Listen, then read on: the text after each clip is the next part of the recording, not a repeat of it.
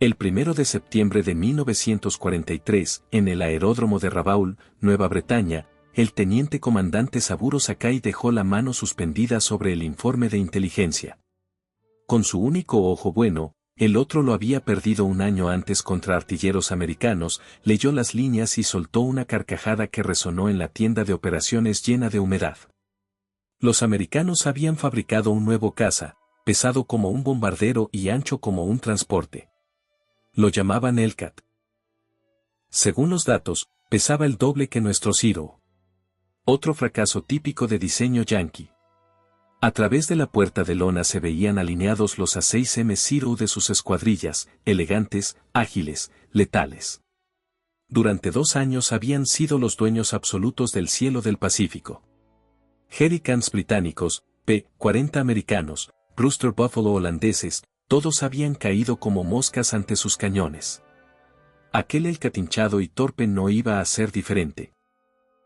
Lo que Sakai no sabía, lo que ninguno de los aviadores navales japoneses reunidos para el briefing de la mañana sospechaba, era que exactamente 30 días después comenzaría la aniquilación sistemática de la aviación naval japonesa.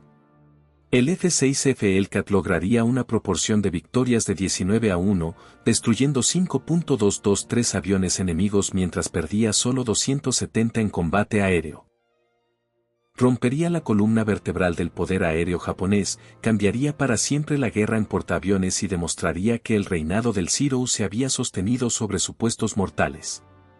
Las matemáticas de la superioridad aérea estaban a punto de ser reescritas por un avión que parecía mal diseñado, volaba pesado y violaba todos los principios que los japoneses habían perfeccionado. En apenas 6 meses, los mismos pilotos que ahora se reían de los informes de inteligencia estarían escribiendo cartas de despedida a sus familias, sabiendo que encontrarse con un Hellcat significaba, estadísticamente, muerte segura. La confianza japonesa de septiembre de 1943 no era soberbia, era pura matemática. Desde el 7 de diciembre de 1941, la aviación naval imperial había logrado proporciones de victoria que parecían imposibles. En Pearl Harbor perdieron 29 aviones y destruyeron 347. En Filipinas, 7 bajas por 103 derribos. Sobre Darwin, 2 pérdidas por 30 abatidos. La aviación de la flota del lejano oriente británica fue borrada del mapa. La Fuerza Aérea de las Indias Orientales holandesas desapareció en días. En el centro de todo eso volaba el Mitsubishi A6M Zero, un caza que había reescrito las reglas del diseño aeronáutico. Cuando los ingenieros americanos probaron ejemplares capturados en 1942, al principio se negaron a creer los números. Un caza con autonomía de bombardero, maniobrabilidad de biplano y potencia de fuego suficiente para destrozar cualquier cosa que alcanzara. Parecía imposible. El suboficial Hiroyoshi Nishizawa, que acabaría siendo el as japonés con más victorias, 87 confirmadas, escribió en su diario recuperado, volar en el Zero es como llevar a las propias. El avión responde al pensamiento, no solo al movimiento de los mandos. Los aviones americanos vuelan como camiones, potentes pero torpes. Construyen casas como fabrican coches, pesados, sobredimensionados, derrochadores. El Zero logró ese milagro gracias a una filosofía de diseño revolucionaria, aluminio extraduraluminio ultraligero, sin blindaje para el piloto, sin tanques autosellantes, muchas veces sin radio para ahorrar gramos. Cada onza se sacrificaba en favor del rendimiento puro. Cuando llegaron los primeros informes del Hellcat a través de fuentes suecas neutrales a principios de 1943, la inteligencia japonesa los tomó por propaganda o desinformación deliberada. El avión pesaba 5.530 kilogramos en carga. El Zero, 2.630 kilogramos. Ala de 31 metros cuadrados, motor radial que parecía un tractor, 2.400 cartuchos de munición, blindaje por todas partes, cristales antibalas, tanques autosellantes de casi 950 litros. El capitán Minoru Genda, el cerebro táctico que planeó Pearl Harbor, revisó las especificaciones en el cuartel general de la flota combinada y sentenció: los americanos no han aprendido nada.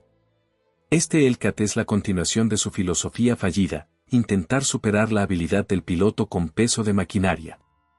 Un cerro le hará círculos hasta marearlo. Los números parecían darle la razón. Carga alar del Zero 107 kg /diagonal M superíndice 2, radio de giro de 186 metros.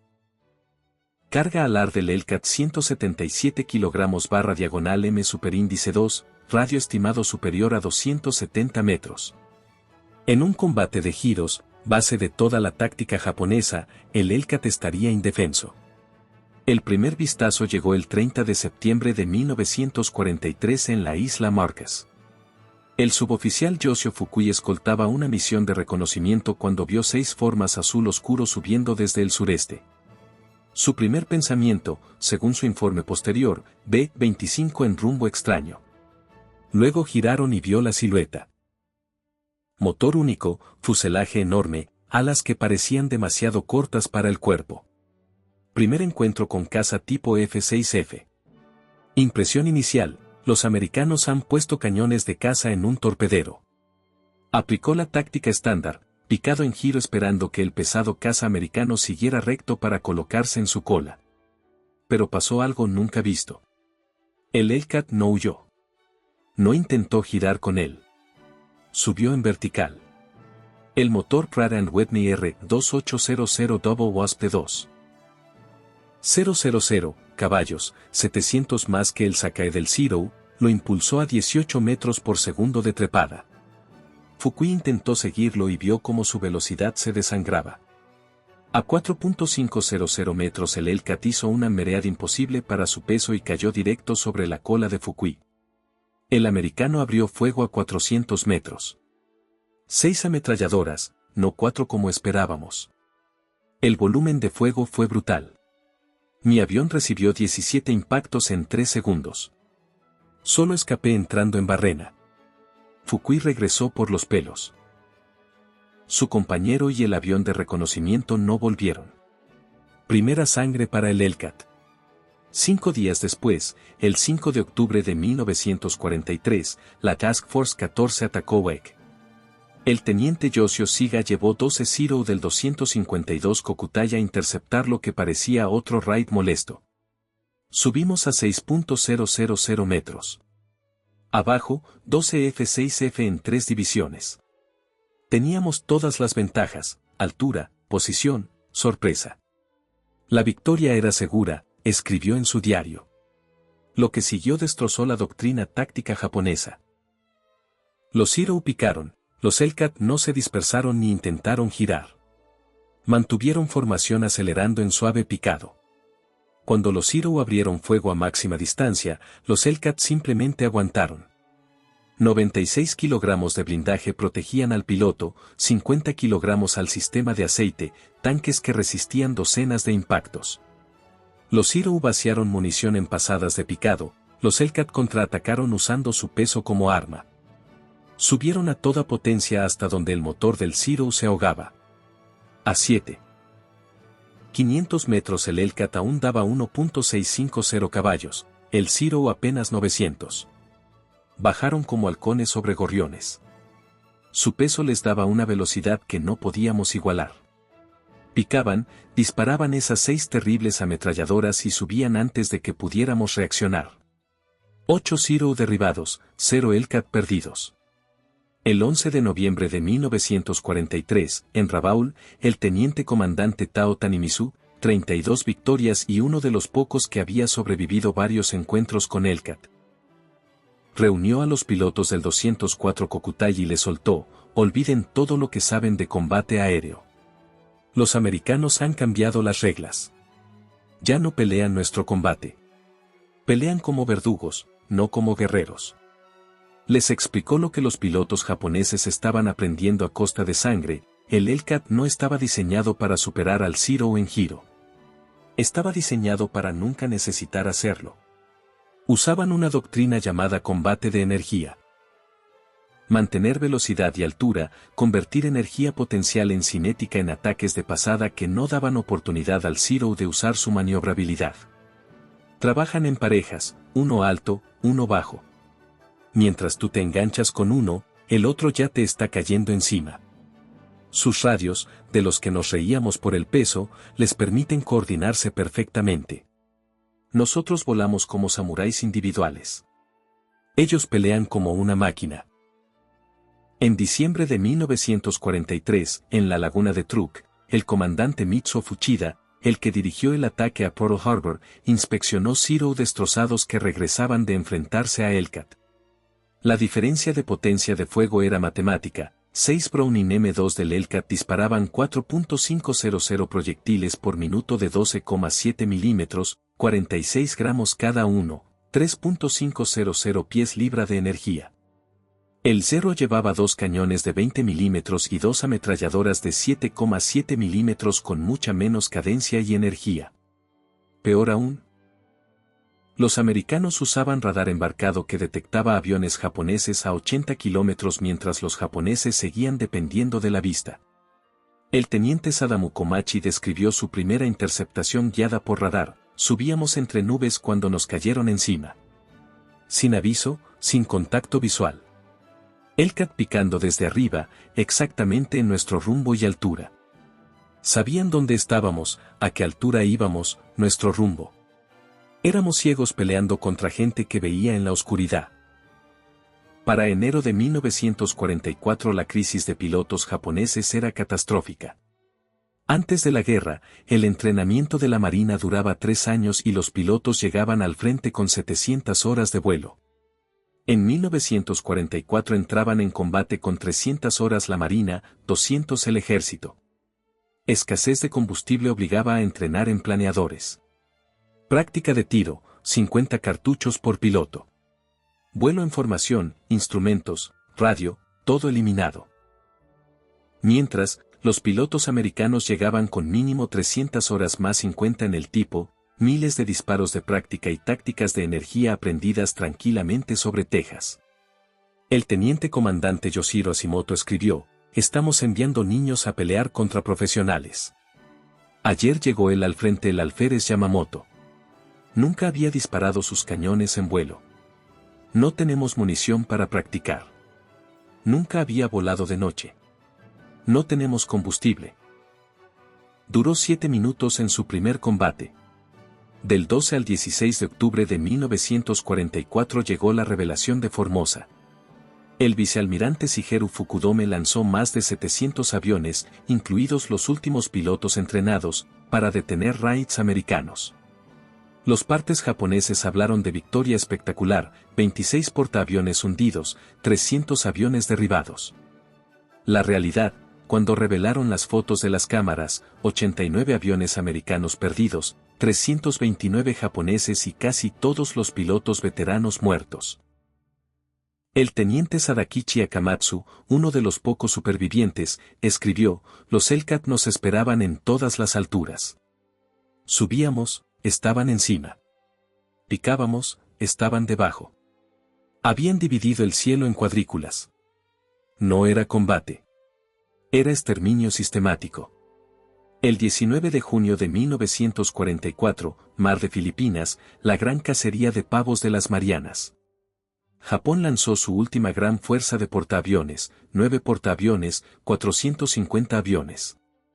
Estados Unidos respondió con 15 portaaviones y 956 aviones, 450 de ellos Hellcat. El radar americano los detectó a 240 kilómetros. Los Hellcat fueron vectorizados con ventaja de altura, sol a la espalda. El teniente Senji Abe vio la cortina de acero: estaban escalonados de 6.000 a 9.000 metros, al menos 60. Nosotros a 5.500. Todas las ventajas eran suyas. En 12 minutos, de 69 aviones japoneses, 42 derribados. El comandante David McCampbell abatió 7 en un solo día. Al anochecer Japón había perdido 346 aviones de portaaviones más 50 de bases. Estados Unidos perdió 30 por todas las causas. Los pilotos americanos bautizaron la masacre Turkey Shoot. El 24 de octubre de 1944, Golfo de Leyte, MC Campbell estableció su récord: 9 derribos en una sola salida, 5 Zero y 4 bombarderos, con solo 7 Hellcat contra 60 aviones japoneses. Me quedé sin munición tras el noveno. El Hellcat ni un rasguño pese a estar en inferioridad de 8-1. Recibió la medalla de honor. Para 1945 los pilotos japoneses sufrían lo que los psicólogos militares llamaron psicosis Hellcat. El almirante Osawa escribió, el radar y la dirección de caza americana lograron algo que creíamos imposible, la industrialización del combate aéreo. Cada Hellcat no era un caza individual, era una pieza de una máquina enorme. El entrenamiento se redujo a 40 a 50 horas. Los kamikaze recibían 7 días.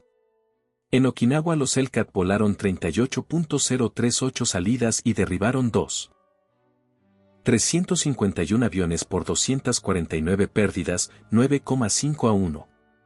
Impidieron que el 80% de los kamikaze alcanzaran sus objetivos. Al final de la guerra el F-6F Hellcat había derribado 5.223 aviones enemigos, perdido 270 en combate aéreo, logrado una proporción 19-1, creado 305 ases de la Marina y representado el 75% de todas las victorias aéreas navales americanas. Japón empezó la guerra con 18.000 aviadores navales. En agosto de 1945 quedaban menos de 100 con experiencia de combate. El 15 de agosto de 1945, cuando Hirohito anunció la rendición, en Atsugi quedaban adolescentes con 40 horas y aviones sin combustible. Ese mismo día, después de las 14, el teniente Clarence Moore derribó el último avión japonés de la guerra, un Judy que aparentemente no sabía que todo había terminado. En septiembre de 1945 los primeros aviones americanos que aterrizaron en Japón fueron 12 Hellcat del USS Yorktown. Los pilotos japoneses formaron en la pista para ver de cerca a su pesadilla. El teniente Robert Basu, as con 19 victorias, hizo acrobacias casuales que habrían destrozado cualquier Zero. Esto ni siquiera es forzarlo. Con inyección de agua sube un 20% más. Está calculado para 13 gramos. Nunca he roto uno. Los ingenieros japoneses que estudiaron Hellcat capturados después de la guerra descubrieron la magnitud de la superioridad industrial americana. El motor R-2800 tenía 2.804 piezas intercambiables. El Sakae necesitaba ajuste manual. Hiro Horikoshi, diseñador del Zero, concluyó, nosotros diseñamos un avión para 1941. Ellos diseñaron un sistema para 1945. Mientras nosotros perfeccionábamos la espada, ellos construyeron la era industrial. Grumman fabricó 12.275 Hellcat en 30 meses, uno cada hora en pico de producción. Japón fabricó unos 6.000 Zero entre 1943 y 1945. Estados Unidos produjo 35.000 cazas solo en 1944. El Hellcat no solo ganó batallas, cambió la doctrina naval. Los portaaviones dejaron de ser plataformas vulnerables para convertirse en fortalezas invulnerables. El almirante Mitchell dijo, con el Hellcat no necesitamos encontrarlos primero. Que vengan. Los destruiremos cuando nos convenga. En 1962, en un simposio americano-japonés, David McCampbell resumió, el Hellcat ganó la guerra aérea del Pacífico. Punto. Saburo Sakai respondió, el Zero era un caza superior. El Hellcat era un sistema de armas superior. No entendimos la diferencia hasta que fue demasiado tarde. Trajimos espadas a un tiroteo y nos preguntamos por qué perdimos. Sakai vivió hasta el año 2000. En su última entrevista le preguntaron por el Hellcat. Su respuesta fue definitiva, el Zero hizo a Japón una gran potencia naval. El Hellcat hizo que Japón comprendiera que nunca había sido tan grande como creía. Pensábamos que éramos samuráis. El Hellcat nos demostró que éramos solo hombres con armas obsoletas frente al futuro. Todo piloto japonés que sobrevivió lo hizo porque un piloto de Hellcat decidió dejarlo vivir. Esa es la derrota definitiva, existir por misericordia del enemigo. El F-6 Hellcat entró en servicio pesando el doble que el Zero, llevando blindaje que el Zero despreciaba, con un motor que Japón no podía fabricar, armado con armas que no podían igualar, guiado por radares que no podían detectar, volado por pilotos mejor entrenados y producido en cantidades que no podían soñar. Los pilotos japoneses se rieron de él porque no entendieron que cada kilo extra no era debilidad, era la fuerza de una democracia industrial que podía permitirse proteger a sus guerreros. Cuando lo comprendieron, su risa se convirtió en cartas de despedida, su burla en misiones suicidas y su confianza en colapso total. El Hellcat no solo venció a los Zero.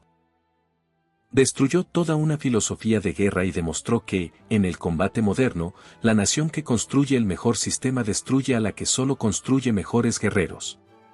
Los pilotos japoneses se rieron del F-6F Hellcat. El Hellcat siempre tuvo la última risa.